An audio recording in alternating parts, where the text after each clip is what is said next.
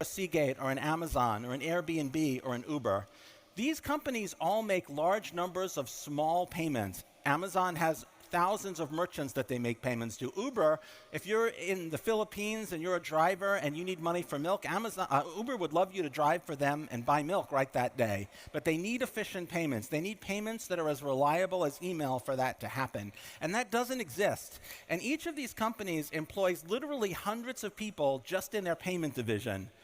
And if you imagine if you ran a payment company, you would love to go to any of these new corporates and say, hey, fire your hundreds of payment people, we'll do all your payments. But there's nobody who can do that.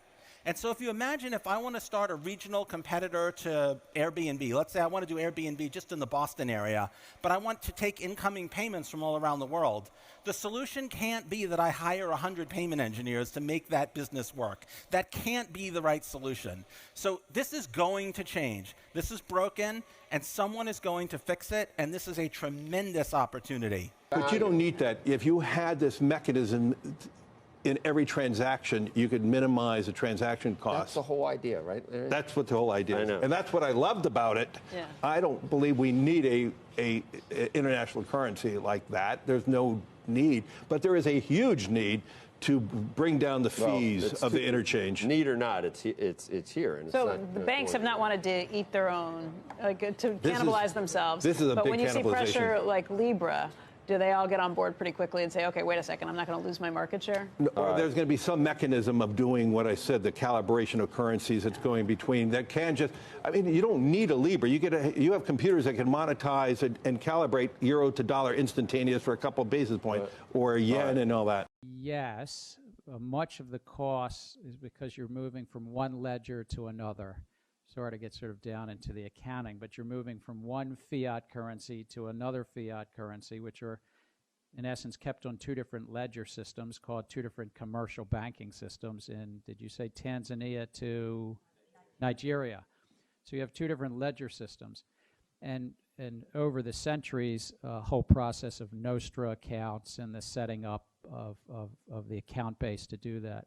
It can be done on blockchain, and between two central banks, but the thinking is that you might need some bridge currency between Tanzania and Nigeria, and there's a number of blockchain technologies that do that. That basically, instead of SWIFT, which is just a messaging system, and then the banks have to somehow pre-fund in Nostra accounts.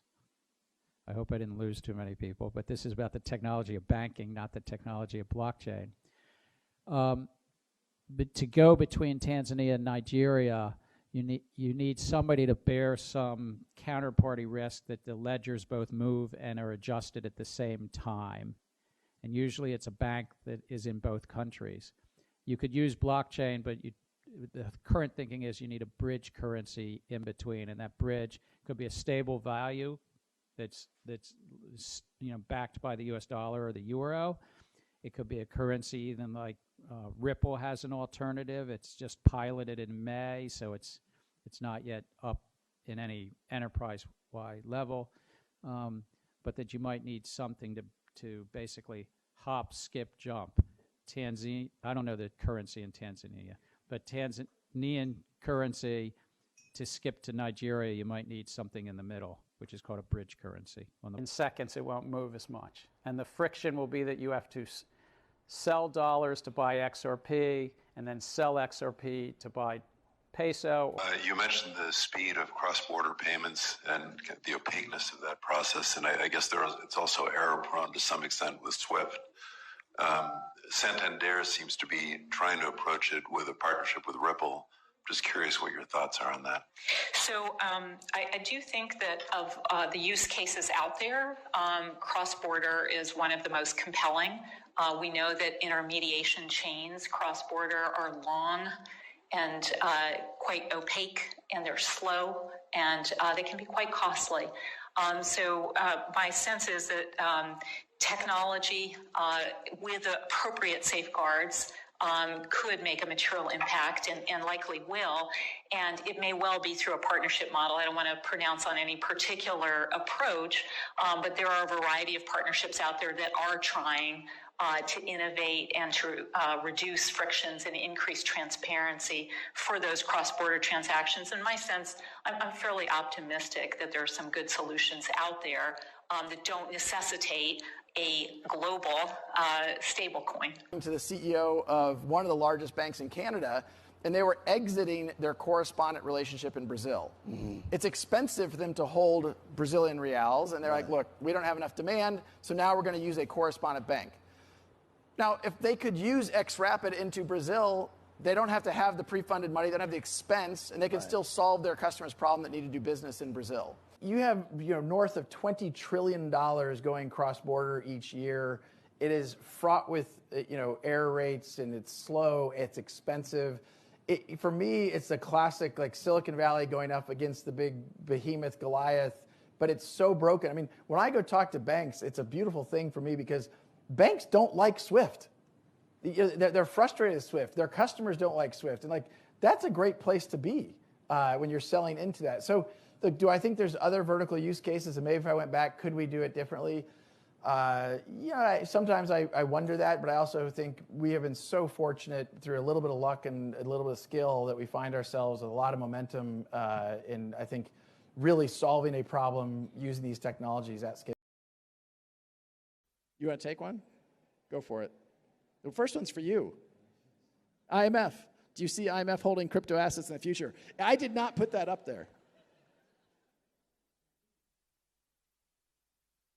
Remember, I'm from the legal department. I'm supposed to be very conservative about these things. I don't want to go into great details about Maybe I should take what the IMF is going to do. I think we look, stunned Ross into silence with that one. For that to happen, okay, under the current legal framework, some country would have to use a crypto asset as its currency. Institutions, Joey and I sat in a meeting not that long ago with, some of the largest institutional money in the world trying to get smart about crypto. They owned zero on that day. I don't know if they do today. But as they enter the market, you have fixed supply, increasing demand. You don't have to go to MIT to know what's going to happen.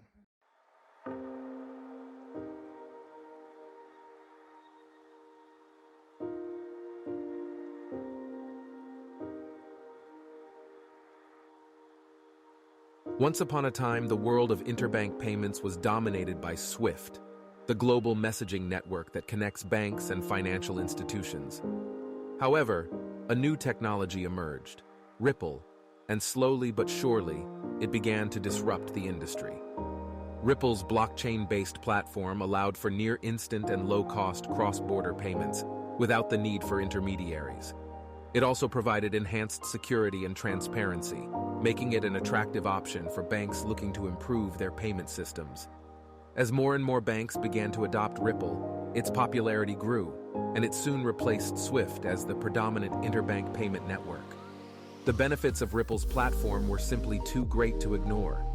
As Ripple became more widely adopted, the use of its digital asset XRP in the company's on-demand liquidity, ODL product, began to increase. ODL enables banks and financial institutions to use XRP as a bridge currency to facilitate cross-border payments, reducing the cost and time involved in such transactions. With banks using XRP and ODL, demand for the cryptocurrency increased, driving up its price. Institutions began buying XRP in large quantities to ensure they had enough liquidity to facilitate their payments. Investors also took notice, recognizing the potential of Ripple's technology to revolutionize the financial industry. They began buying up XRP in large volumes, causing its price to skyrocket even further. As Ripple continued to gain traction, it became clear that the financial industry would never be the same. The traditional methods of cross-border payments were being replaced by a faster, more efficient, and more secure system. In the end, Ripple's success led to a surge in the price of XRP, making it one of the most valuable cryptocurrencies on the market. The world of finance had been forever changed, thanks to the innovation of Ripple and the adoption of XRP in its ODL product.